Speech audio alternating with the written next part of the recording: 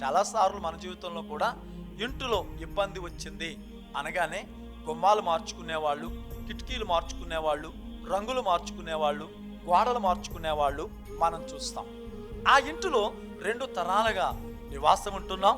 ఆ ఇంటిలో చాలా క్షేమంగా బ్రతికాం.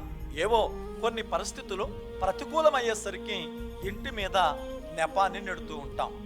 అంటే మన జీవితంలో మన ప్రవర్తనల గురించి ఆలోచించుకోము, కానీ మన ఆలోచన ఎంతసేపు మన చుట్టూ ఉన్న పరిస్థితులను బట్టే. నేను వెళ్ళే దారిలో ముళ్ళున్నాయి అని నేను అనుకోను, కానీ నా వెనుకున్న వాళ్ళని బట్టే ఈ ముళ్ళు నాకు గుచ్చుకున్నాయి అనేటువంటి తంతున జీవితాలు నడుస్తున్నాయి. ఈ లోకం కూడా అలాగే ఉంది. అలా వెళుతున్న వ్యక్తులకి బ్రతుకుని మార్చుకోండి అని ఎవడూ చెప్పడు, అలవాట్లు మార్చుకోండి అని ఎవడూ చెప్పడు, ఆలోచన మార్చుకోండి అని ఎవడూ చెప్పడు.